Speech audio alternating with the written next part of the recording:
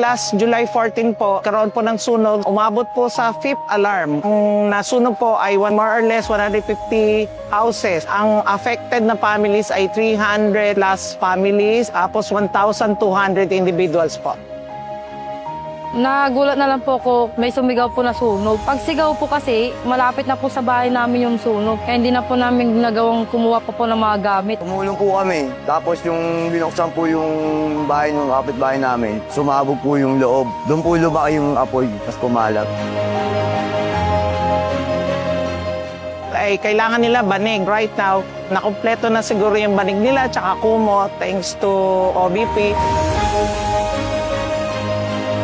Masaya po, kahit paano po, maisiyan yung mga pangangailangan namin. Hindi po kami makabasa, may pamalit kaming damit, may pagkain kaming kanupota. Malaking tulong po sa pang-araw-araw po namin. Meron pa kami magagamit. Talot ngayon po na wala po talaga kaming nailigtas. Ngayon po di pa po ako nag-almusal pagpila po dito eh. Sakto po may lugaw, kaya po pumila din po ako doon sa bigayan ng lugaw. Pantawid gutom, ma'am.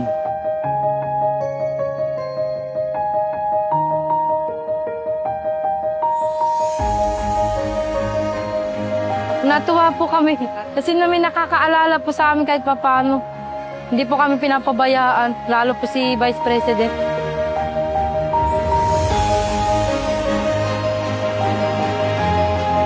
Sa Office of the Vice President, nagpapasalamat po kami dahil narating po ng serbisyo ng ating Vice President yung barangay namin. Sana po, pagpalain pa po siya, at maraming salamat po sa tulong na binigay niya sa mga tao. Naalala niya po kami, hindi po kami pinabayaan, kaya nagpapasalamat po talaga kami ng marami.